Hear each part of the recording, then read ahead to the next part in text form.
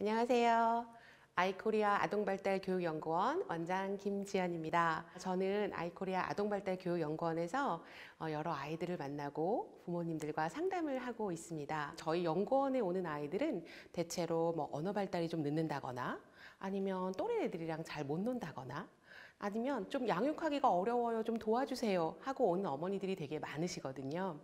그런데 그런 어머니들과 상담을 하다 보면 정말 이런 것들만 조금 일찍 알려드렸어도 아이하고 여기까지 오지 않았을 텐데 이런 안타까운 마음이 들 때가 많아요. 그래서 제가 이제부터 여러 가지 영상을 좀 통해서 어머니들께 우리 아이를 어떻게 하면 잘 키울 수 있을지 여러 가지 이야기들을 나눠보려고 해요. 지피지기면 백전불태라는 말이 있어요. 다들 아시죠? 그러니까 손자병법에 나왔던 이야기인데 아이에 대해서 잘 알고 그 다음에 나에 대해서 잘 알면 아이하고 우리가 정말 전쟁을 하잖아요. 아침부터 잠잘 때까지 100번도 넘게 싸우실걸요? 이런 백전의 여러 가지의 싸움 동안 아이를 이기는 건 아니죠. 위태로움이 없다. 그러니까 아이하고 부모하고의 관계가 자연스럽게 그다음에 잘 이어지면서 위태롭지 않게 잘 지낼 수 있다. 저는 이게 부모 교육에 있어서 가장 기본이 되는 이야기라고 생각을 합니다. 오늘은 어머니들과 이야기 나누는 그 첫 번째 시간으로 우리 아이의 기질에 대해서 알아보는 시간을 가지려고 해요. 자, 일반적으로 우리가 어머니들이 기질이라고 하면 가장 많이 흔히들 얘기하시는 용어가 뭐냐면 우리 아이는 기질적으로 좀 순해요. 아니면 우리 아이는 기질적으로 너무 까다롭고 예민해요. 우리 아이는 그냥 좀 보통인 것 같아요. 이런 식으로 많이 얘기하세요. 어머니들 한번 생각해 보세요. 우리 아이가 기질이 어땠나? 우리 아이는 좀 순했나? 대부분 순한 아이들은요, 잘 자고 잘 먹고 이런 아이들 우리가 대체로 순하다 이렇게 많이 얘기들을 하세요. 그렇다면 더 이상 기질에 대해서는 할 말이 없을까? 그렇진 않아요. 순한 아이들도 부모님들이 어떻게 더 다뤄야 하는지에 대한 방법이 또 있죠. 가장 이제 어려운 아이들이 누구냐면 까다로운 아이들. 까다로운 아이들 중에서도 굉장히 다양해요. 어떤 부분이 까다로운지, 우리 아이가 어떤 부분 때문에 내가 양육하기가 힘든지. 그래서 그거보다 조금 더 구체적인 여러 가지의 영역들을 오늘 어머니들께 말씀을 드리려고 해요. 저희가 이제 아이들 아동 발달 심리학을 한 사람들이 기질에 대해서 굉장히 많은 연구를 했어요. 클로닝거 박사라는 분이 인간의 기질에 대해서 이렇게 4가지로 나눈 분류가 있어요. 첫 번째는 자극을 추구하는 성향이에요. 이 자극 추구가 높은 친구들은 자극이 들어오면 어떻겠어요? 금방 호기심을 가져요. 이 자극을 따라다니는 거예요. 소리가 들려도 무슨 소리지? 뭘 봐도 저게 뭐지? 궁금증이 많고 호기심이 많고 그래서 꼭 만져봐야 하고. 그러니까 엄마들이 느끼기에 이렇게 자극추 성향이 높은 친구들은 우리 아이 왜 이렇게 산만할까요? 우리 아이는 왜 이렇게 행동이 부산할까요? 이런 고민들을 굉장히 많이 하세요. 그리고 자극추구가 낮은 아이들도 있어요. 낯선 자극에 대해서 별로 궁금해하지 않아요. 그럼 어떻게 했어요? 친숙한 자극을 찾아가는 거죠. 사람도 익숙한 사람을 훨씬 좋아해요. 새로운 장난감, 특히 새로운 음식에 대해서 별로 호기심이 없는 경우가 상당히 많아요. 저희 아이가 그랬거든요. 저희 아이는 음식이나 뭔가 새로운 걸 주면 별로 먹어보려고 하지 않아요. 그냥 익숙한 것들만 먹으려고 하죠. 그런데 이런 아이한테 자꾸만 먹어봐, 또 새로운 데 가봐, 낯선 사람하고 얘기해봐 라고 하면 어떻겠어요? 이 친구는 재미가 없어요. 흥미가 없는 거죠. 기질은 평균에 있는 아이들은 그렇게 그걸로 힘들어하지 않아요. 단지 평균보다 높게 벗어나거나 그리고 낮게 벗어나거나 이 둘 중에 하나가 되면 이게 문제는 아니지만 본인도 조금 힘들고 부모님들이 이 아이들을 양육하는데 어려움을 겪게 되는 거예요. 두 번째 기질로 우리가 얘기하는 건 뭐냐면 불안 회피. 왜 그런 아이들 있잖아요. 아주 수줍음 많이 타는 아이들. 그래서 낯선 사람 보면 엄마 뒤에 딱 숨어가지고 안 나가는 아이들. 수줍음을 많이 타고 낯선 걸 싫어하고 낯선 장소에 가면 위축되고 이런 아이들. 그래서 이런 친구들 우리가 위험 회피 반응이 높은 친구들이다. 이렇게 설명할 수가 있어요. 그럼 위험 회피가 낮은 친구들은 어떨까요? 이 친구들은 굉장히 낙천적이에요.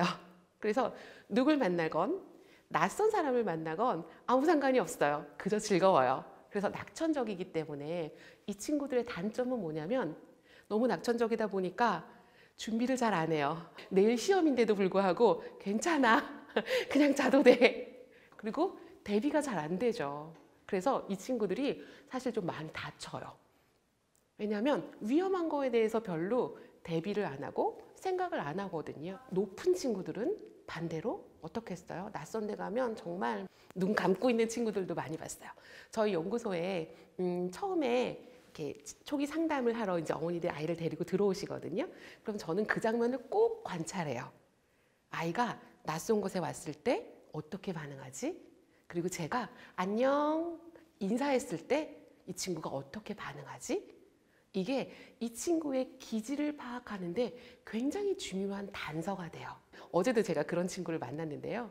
엄마 뒤에 숨어서 나오지 않았어요. 근데 또 이 친구들마다 언제 이게 풀리는지도 또 다 달라요. 어떤 친구들은 1시간이 지나서야 마음이 좀 안정을 찾고 하는 아이가 있는 반면 어떤 친구들은 10분, 15분만 지나도 괜찮아 하고 놀 수 있는 친구들이 있어요. 제가 자꾸 저희 아이 이야기를 드리게 되는데 저희 큰아이가 이 위험의 피가 굉장히 높은 친구였어요. 남자아이였거든요. 어렸을 때 놀이터에 데리고 나가면 사람이 많으면 놀이터에 안 들어가는 거예요. 집에 가자고. 제 여기를 붙잡고 엄마 집에 가자. 안 놀 거야. 그리고 계속 저를 막 끌고 집에 가요. 그래서 집에 있다가 또다시 나가보는 거죠. 놀이터에 사람이 없다. 그럼 가서 신나게 노는 거예요. 그런데 놀이터에 사람이 많으면 다시 물러나서 집에 가자고 하는 거죠. 유치원, 어린이집에 처음 갔을 때도 저희 아이가 그랬어요. 낯선 곳이잖아요. 낯선 사람이잖아요. 그러니까 가서 한마디도 안 하고 보기만 하고 있는 거예요. 구석에 서가지고. 그래서 사실은 어린이집 선생님이 저희 아이를 보고 한 달 정도 말을 못하는 아이인가? 이렇게 생각할 정도로. 그래서 제가 마음이 아팠죠. 많은 부모님들이 아이들이 이렇게 반응을 하면 우리가 어떻게 하죠? 밀죠. 가봐. 야, 친구들 저기 많잖아. 저기 한번 가서 놀아봐. 응? 하고 자꾸 아이를 들이밀어요. 그리고 이런 친구들은 엘리베이터나 다른 곳에서 사람들을 만나면 인사를 할까요? 안 할까요? 안 해요. 엄마들은 숨어요. 그런데 엄마들은 또 그걸 못 보죠. 어머니도 아마 그러실 거예요. 그래서 인사해야지. 자꾸만 밀어요. 근데 이 친구가 밀면 할 수 있을까요? 아니요, 못해요. 이렇게 기질적으로 뭔가 낯선 자극이 왔을 때 자동적으로, 아까 기질은 그랬죠? 자동적으로 일어나는 거예요. 뭔가 낯선 자극이 왔을 때 자동적으로 불안해져요. 이걸 회피하고 싶은 마음이 일어나요. 근데 이런 친구한테 자꾸만 야, 너 왜 그래? 인사해야지. 괜찮아. 다 좋은 데야. 재밌는 거야. 좋은 선생님이야. 아무리 얘기해도 이 친구한테는 이런 반응이 줄어들 시간이 필요한 거예요. 이제 기다림의 미학이 필요하죠. 이 친구들한테. 그래서 이제 위험회피 반응이 높거나 낮은 친구들한테는 또 다른 양육 방법이 필요하다라는 거고요. 세 번째 이제 영역은 뭐냐면 사회적 민감성이라고 해요. 편하게 말하면 아이가 상황 판단을 좀 잘하나? 눈치를 좀 잘 보나? 왜 그런 아이들 있잖아요. 엄마가 목소리만 조금만 높아져도 깨갱 하고 가가지고 알아서 다 하는 아이들이 있어요. 그런데 어떤 애들은 엄마가 아무리 화가 나도 우리 엄마가 화났는지 어쨌는지 관심이 없어요. 자기 마음대로 막 하죠. 그러면 엄마들이 어때요? 속이 터져요. 아니 쟤는 어쩜 저렇게 눈치를 볼 줄 몰라? 하고 얘기를 하죠. 주로 어머님들 첫째 아이들이 그래요. 둘째 아이들은요 눈치가 아주 빨라요. 그래서 엄마가 큰아이를 혼내잖아요. 그럼 둘째 아이들은 거기서 뭐 하고 있어요? 공부하고 있죠. 이게 출생순위가 사실은 굉장히 영향을 많이 미쳐요.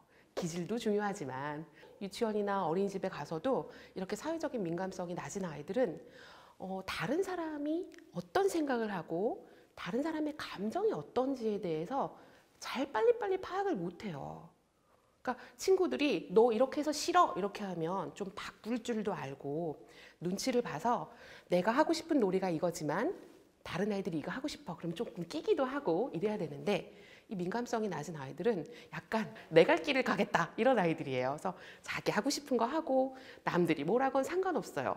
장점도 있죠. 이런 친구들은 흔들리지 않아요. 누가 뭐라 그래도 흔들리지 않고 자기 고집을 가질 수 있으니까 그런 면에선 상당히 장점이 있어요. 그런데 이 사회적 민감성이 높으면 좋을까요? 기질은 보통인 게 사실은 가장 순하고 좋아요. 키우기가 좋죠. 사회적 민감성이 높은 건 장점일 수 있어요. 사회적 민감성이 높아서 사회성도 좋을 거예요. 왜냐면 내가 이렇게 하면 다른 사람이 기분 나빠해. 그러니까 나 하지 말아야지. 눈치가 빠른 거거든요. 그런데 단점이 뭐겠어요? 눈치를 많이 보는 거죠. 눈치를 많이 보다 보면 나는 사실은 이 놀이가 하고 싶은데 이렇게 봤더니 내 친구들은 다 저 놀이가 하고 싶은 것 같아. 그러면 자기 주장을 안 하고 거기서 그냥 끼어 들어가는 거예요. 그러니까 이게 자꾸 반복이 되면 그러니까 이 사회적인 민감성이 높은 게 좋은 거니까 엄마들이 자꾸 칭찬을 해주고 강화해 준단 말이에요. 그럼 아이들이 아, 그게 좋은 거구나. 그러면서 자꾸만 자기 주장을 안 할 가능성이 높다는 거죠. 그래서 자기 주장을 하는 훈련도 사회적 민감성이 높은 아이들과 낮은 아이들에게는 다르게 대해야 된다는 거예요. 사회적 민감성이 높은 친구들에게는 자기가 너무 양보하고 너무 눈치를 보는 거에 대해서는 칭찬하거나 강화하지 말아야 해요. 마지막 네 가지가 이제 인내력이에요. 인내심. 그래서 사실 인내심은 그렇게 큰 영향을 발휘하지는 않는데요. 이게 이제 가장 영향을 많이 발휘하는 건 뭐예요? 학교 들어가서 공부를 끄덕지게 할 수 있냐? 그런 거죠. 그래서 누가 칭찬해 주거나 보상해 주지 않아도 뭔가 끝까지 이거를 해낼 수 있는 능력. 이것도 사실은 어느 정도는 기질적으로 정해져 있다라고 볼 수가 있어요. 그래서 당연히 인내력이 높은 친구들은 어때요? 한 가지 어떤 과제를 시작했을 때 끝까지 밀고 나갈 수 있는 시간이 길다. 근데 이 친구들의 단점은 뭔지 아세요? 약간 융통성이 없어요. 그래서 그걸 끝낼 때까지 해야 돼요. 뭔가 중간에 변화가 되면 하다가 말고 좀 다른 것도 갈 수 있는데 이게 너무 지나치게 높은 친구들은 융통성이 별로 없는 친구들일 수 있어요. 대신 이게 또 너무 낮다. 그럼 어떻겠어요? 어머니들이 속 터지죠. 이제 엄마들이 제일 힘들어하는 공부를 시켰을 때 힘들어하는 친구들이 아마 이 인내심이 없는 아이들일 거예요. 그래서 이 친구들은 짧게 끊어서 학습을 시키거나 뭔가 자기가 좋아하는 것 위주로 그 시간을 늘려가는 연습들을 하는 것들이 필요한 거죠. 이렇게 우리가 네 가지로 기질을 나눠봤는데 아마 어머니들이 지금 이걸 들으시면서 우리 아이는 뭐 요건 조금 높은 것 같고 요건 조금 낮은 것 같고 요건 좀 보통인 것 같고 이렇게 머릿속으로 이 네 가지에 대한 지도를 조금 그려보시면 좋을 것 같아요. 사실 이 각각의 영역이 높고 낮은 것도 중요해요. 그런데 더 중요한 게 있어요. 그건 뭐냐면 바로 이 네 가지 기질의 케미예요. 어떤 게 높고 어떤 게 낮은 조합에 따라서 아이들이 힘들어질 수도 있고 아니면 이 정도는 괜찮아 할 수도 있거든요. 그래서 그 케미에 대해서 말씀을 드릴 건데요. 첫 번째는 자극 추구가 높은 친구가 있어요. 예를 들면 그런데 이 친구가 아까 두 번째 얘기했던 위험의 피가 낮다. 별로 불안하지 않아. 낙천적이라 그랬어요. 얘네들은 사실 브레이크가 없어요. 그냥 고고 하는 애들이죠. 궁금해. 그런데 불안하지도 않아. 에이 해보지 뭐. 무조건 가보는 거예요. 만져보고 해보고. 그래서 이게 높고 위험의 피가 낮은 친구들은 약간 더 산만해 보이죠. 그래서 사실은 교육기관에 가거나 이런 단체 생활을 할 때 있어서 좀 지적을 많이 받는다던가 우리 아이는 너무 에너지가 많아서 힘들어요. 그래서 연구원에 이제 많이 오시는 분들 중에 이런 조합이 있고요. 두 번째 조합은 자극 추구가 높은 친구들 중에 이 위험 회피도 같이 높은 친구들도 있어요. 호기심도 많고 만져보고 싶고 막 행동적인데 불안이 같이 높은 거예요. 근데 이게 두 개 다 높으면 어떤 현상이 발생하냐면 아이가 가다가 해도 될까? 혼날까? 브레이크를 걸었다가 또 하기는 해요. 하면서 마음이 불안한 거예요. 이 친구들은 내적인 갈등이 굉장히 심해요. 하면서 불안한 거 있잖아요. 그래서 우리 아이는 산만하기는 한데 하면서도 눈치를 봐요. 하면서도 엄마한테 허락을 받아요? 이렇게 물어보시는 경우가 많아요. 근데 아까 첫 번째 유형, 자극 추구는 높고 위험 회피는 낮다. 이 친구들은 사실 아이들은 해피해요. 별로 불안하지 않거든요. 막 가서 자기 하고 싶은 거 하면 돼요. 엄마가 좀 힘들겠죠. 그런데 이 두 번째 유형, 둘 다 높다. 이 친구들은 아이 스스로도 굉장히 힘들다. 속으로 아주 갈등이 많아요. 아, 했는데 혼날까? 했는데 해도 될까? 그럼 참아야 되잖아요. 근데 잘 안 참아져요. 그러니까 참아지지도 않는데 하면서 불안한 거. 그러니까 아이는 굉장히 내적인 갈등이 많고 또 이러다 보니까 엄마 혼나는 경우가 많죠. 그러면 이 친구들은 훨씬 더 눈치를 많이 보게 돼요. 그래서 이 기질 간에도 여러 가지 케미가 있다. 그래서 이 부분들을 조금 생각하신다면 우리 아이를 그렇다면 우리 아이가 기질이 이러니까 나는 좀 어떻게 해야 되겠다 라는 생각들을 이제 하셔야 되고, 제가 그 부분에 대해서 또 다음 영상에서 설명을 조금 드릴 거예요. 자, 기질에 대해서 우리가 이제 여러 가지를 좀 알아봤는데요. 이 변하지 않는 기질을 부모가 자꾸만 고치려고 애쓰면 관계가 깨져요. 그래서 우리 아이가 잘 키우는 첫 번째, 기질을 잘 알고 이것을 수용하는 것. 아, 우리 아이가 기질이 이러니까 그래, 그거는 타고 태어난 거야. 내가 어떻게 해도 저건 바뀌지 않아 라고 생각을 하면 어떤 일이 발생을 하냐면요, 아이를 바라보는 그릇이 좀 넓어져요. 아이를 좀 그래, 한편 이렇게 한 수 접는다 그러죠. 그래서 아이를 바라볼 때 마음이 조금 넓어져요. 그 다음 성격이라는 게 있어요. 자, 기질과 성격은 어떻게 다르냐면요, 기질은 타고 태어나서 바뀔 수 없는 거라면 성격은 태어나서부터 계속해서 만들어지는 거. 그래서 사실은 이 성격은 주로 유아기 때 거의 많이 형성이 되죠. 그렇지만 완전히 고정되는 건 아니에요. 엄마하고의 상호작용, 양육자와의 상호작용, 친구들과의 관계, 여러 가지 경험을 통해서 우리가 일반적으로 저 사람 성격이 어때? 저런 성격은 어때? 이렇게 하는 성격들이 만들어지는 거죠. 그래서 기질을 수용하고, 이게 오늘의 이제 핵심이 되는 그 단어는 뭐냐면요, 우리가 기질을 수용해주면 성격이 성숙하게 클 수 있다라는 거예요. 원장님 언제까지 기다려줘요? 언제까지 받아줘요? 뭐까지 받아줘요? 굉장히 그런 말씀을 많이 하세요. 그런데 기질을 받아주는 거예요. 아이의 잘못된 행동을 받아주는 게 아니라 아이가 타고난 기질은 그래, 이 기질을 잘 엄마가 수용을 해주면 성격이 굉장히 성숙한 아이가 돼요. 그러면 크면서 이 기질을 성격이 요렇게 다듬어 주죠.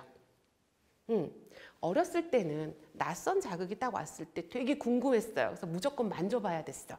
그런데 성격이 성숙한 아이들은 커가면서 아, 내가 저게 궁금하지만 지금은 하지 말아야지. 지금 하면 혼나지. 이런 생각들을 하게 되는 거죠. 그러다 보면 기질은 있지만 이 성격이 얘들을 보완해 줄 수 있어요. 단 어때요? 성격이 성숙하게 큰 애들이어야만 얘를 보완할 수 있겠죠. 네, 그래서 기질을 우리가 잘 수용하면 성격이 성숙해져서 아이들이 잘 클 수 있다. 오늘은 이런 말씀을 드리겠습니다. 다음 영상에서 우리 아이들을 어떻게 하면 더 기질에 맞게 잘 양육할 수 있을지 만나보겠습니다. 감사합니다.